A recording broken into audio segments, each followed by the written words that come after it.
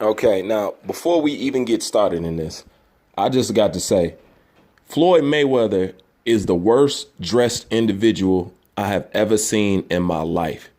All that money and you can't get a stylist, bruh. I mean, the shit Floyd be wearing don't be making no natural sense. I mean, good God, look at that hat. Look at that shit. Yeah, I see the diamonds, Floyd. Anyways, I just had to get out the way. Let's roll.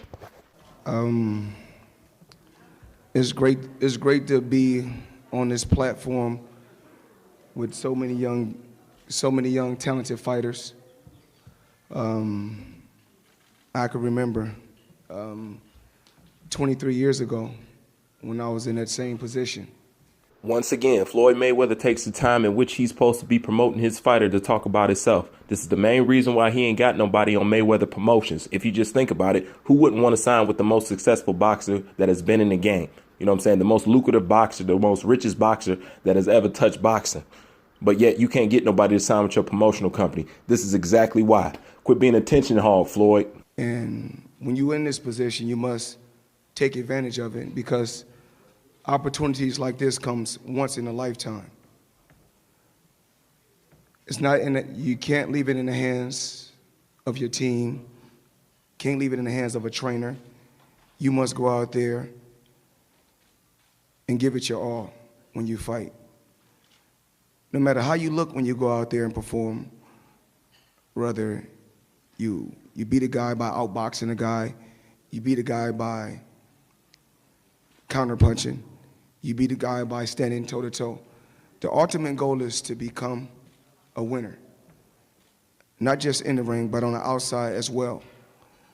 And that's what we do over at Mayweather Promotions. And there's a couple different subjects I want to touch on just in a boxing game, period. Whereas with me, I want the best for fighters. And if any fighter on this platform can surpass me or break all my records, it's more power to them. I want to see that happen. I don't want to be long gone and a fighter break my record. I want to be here to see these fighters surpass me. I want to see these fighters become great. I want to see these fighters become pay-per-view stars because that's what it's about. And records are made to be broken. First of all, that's a goddamn lie. I guess we supposed to get amnesia by all those texts and tweets that Javante Tech Davis left on you talking about you're jealous and you're hating on him. This is the same reason why you ain't got Shakur Stevenson in your stable right now. The same reason why you ain't got Devin Haney. You've always been a hater, Floyd. You don't want nobody to break your records. You're one of the most childish adult people that I have ever seen. You know, you can't stand for nobody to have nothing.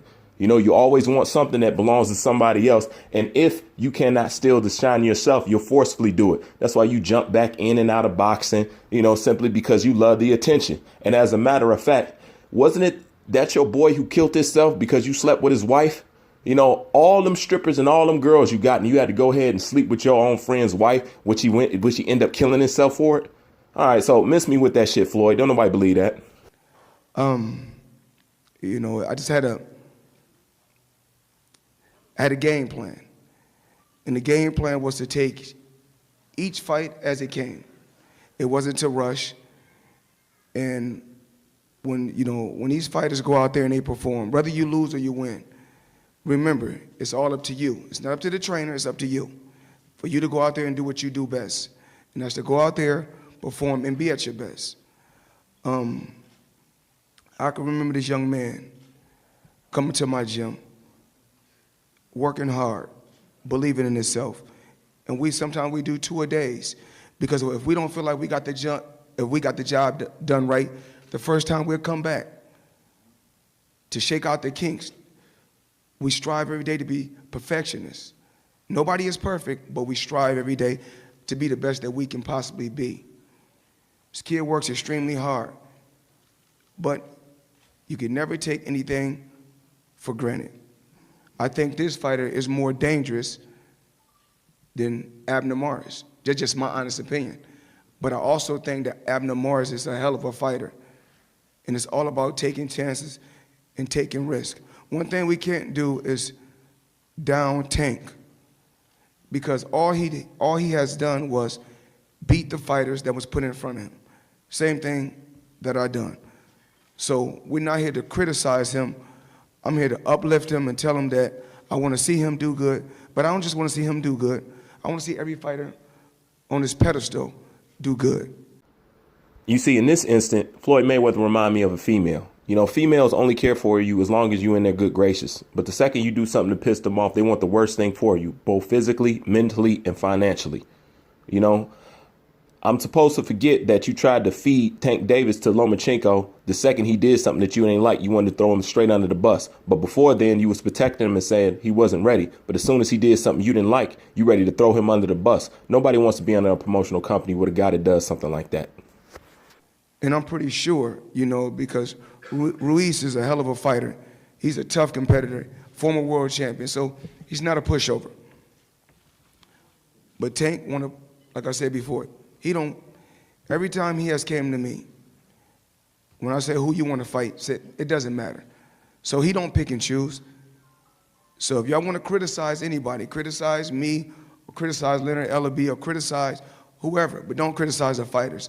The fighter's job is to go out there and fight and be the best that they can possibly be.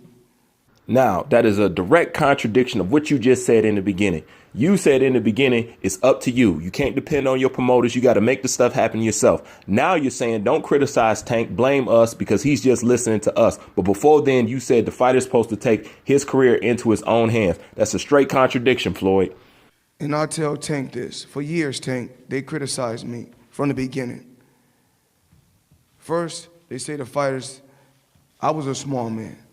Then when I was a knockout artist, they said Mayweather's not fighting against nobody. And then when I became an older fighter and my body broke down, I was going the distance, they say, well, Mayweather got the knockout power. What you keep doing is going out there and winning. You fight for you and your family and your children. That's what's important. Now, this is where I will defend Floyd to the end of my days because he's 100% correct. Now he's talking the truth. When he was Pretty Boy Floyd, he was a monster. He was a knockout artist. He was a straight killer. You know what I'm saying? He was a little dude whooping ass. And that's the straight up truth. The second he became his own man, the second he bought himself out of his own contract and started to be hands on and carve out his destiny, people started hating on Floyd. This is where he made the switch from Pretty Boy to Money May. OK, Money May and Pretty Boy is two totally different fighters. So the same thing people complain about Money Mayweather not being is the same thing Pretty Boy Floyd was before he became Money Mayweather. So that's why I don't understand the backlash that he's get about what he's done with his career. But he's 100% correct about how to handle yourself inside the ring and outside the ring. At the end, it is about your family. At the end, it is about taking care of yourself. At the end, they're not going to care about you. You're just going to be another fighter in the books. That part that Floyd Mayweather says is 100% correct, and I totally ride with him on that. Me, myself, if I don't throw another punch another day in my life, I made smart investments, and that's the ultimate goal for us to help you do. Make smart investments on the outside, because soon, I've been at the top for 23 years. When I was at the top in the beginning, it was none of these writers, total different writers.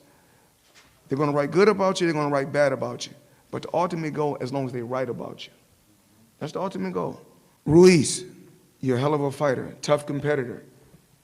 Hell of a fighter. I seen you fight. And good knockout power too. 18 fighters in the first round. But we can't knock you because you only had 20 fights. A hell of a matchup, and that's what we want to see. Leonard, I want to say thank you because a lot of times I'm traveling the world, still making appearances, still making hundreds of millions of dollars while being retired. But it's you every day, either me or you that they're going to criticize. But let's continue to help these fighters grow. We're not the type of company whereas like other promoters, whereas if a fighter is fighting with you and then a fighter leave and go to a whole nother company, then we talk bad about the fighter. We want to continue to put on good fights, put on exciting fights, and see these fighters push their ability as far as they can possibly push their ability. This young kid right here, in the back right here, Truck is amazing. Another fighter from Baltimore, and I'm pretty sure I'm not pretty sure, but I believe deep in my heart he will be world champion too someday. This team over here to my left, which is Tank Team, Calvin, you've done an amazing job with the kid. You know, only thing I want to do is continue to help, if it's inside the gym or in the backgrounds. I want to continue to help because the ultimate goal is to make this kid a household name and to make him a pay-per-view star. And just to my team and to my staff, to my Mayweather Promotions team, to my staff, I just want to say thank you guys for working hard, day in and day out.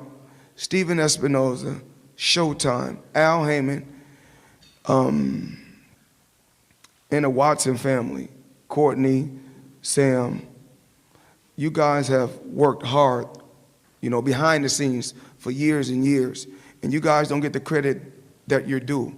I just want to say thank you to everybody that showed up to the press conference today.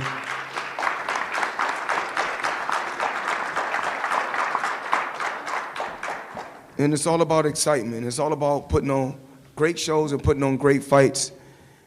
Saturday will be another blockbuster, and I'll be there pushing the fighters as far as I could possibly push them. I just want to say thank you.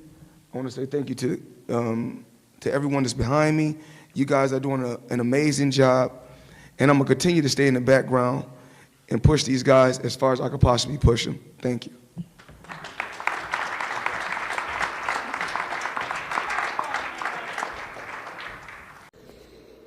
Now, at the end of the day, and what I think about Mayweather Promotions, what Mayweather has done with Tank Davis and everything is, you know, he did get him to a good position very quick. So he did make a good promise on that. The only knock that I got on Mayweather Promotion and be up under the PBC banner is you guys got a bunch of inactive fighters that just don't fight enough for me. You know what I'm saying? That's just my preference. You just don't fight enough for me, and you guys just don't take the fights that I feel that you guys need to take that will make you guys, you know, stars quick. But that's only in some cases. Now, on the other side, at the same time, at least Mayweather Promotions, from what it seems, not talking about the PBC as a whole, at least it seems that their goal is to make them a star, which is to make them money. Because like I've always said, boxing is a business first and a sport second. The sport part is beautiful. The sport part is what we're into, but the business will always come before the sport. So at least they're into trying to make their fighters, the little ones that they do have, a star. Okay. And that's the main thing that I'd be pushing with these other fighters, that it's not enough for you to do what you do. You know what I'm saying? You can do this, you could do that. You can clean out a whole weight division. You're not going to be a star. And at the end of the day, why would you not want to get paid the most you can for the time that you're in boxing? Because it demands so much. You know what I'm saying? Even in my job, I feel like I should demand and get the most money because I'm giving my life force and I'm giving time out of my life. Time is the most valuable thing on this earth. If millionaires could buy time, they would be broke. Okay? If they could rewind time, be youthful and all that, they would be broke. So at the end of the day, time is the most valuable thing. And anything that you give your time towards, you got to make sure it's worth it. And boxing just don't take time. It takes a piece of your life. You know what I'm saying? It's a blood sport. You know what I'm saying? It's flesh for flesh.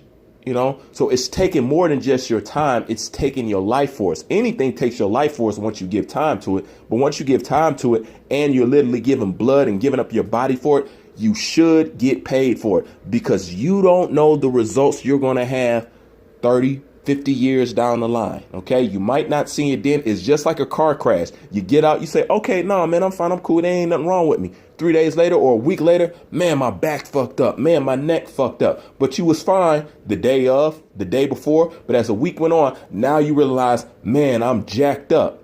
I should have capitalized. I should have sued. I should have did this. I should have did that. That's exactly what boxing is. You don't know the damage that you're fin to endure later on down the line. So you need to be getting paid. So at least they are concerned with making their fighters a star. Okay. That is very important. That's the only thing that I've been reiterating. And I've always said, the more stars we have, the bigger boxing gets. You know, look what one man did to the heavyweight division. OK, look what one man did to boxing. Look what Anthony Joshua did to the heavyweight division. Okay, he turned all the lights on in there. It was pitch black. It was dark. He stepped in the room, turned the lights on. Everybody turned their head around. Now everybody eyes is on the heavyweight division. That's one man. Imagine if you had 3 Anthony Joshuas in each weight division. Okay, people can't tell me I don't know what I'm talking about. Imagine if you had 3 Anthony Joshuas in each weight division. Then tell me what the state of boxing would be. Boxing would be lit the fuck up, and that's fact. Anyways, leave your thoughts in the comments section. Bruce Van, I'm out.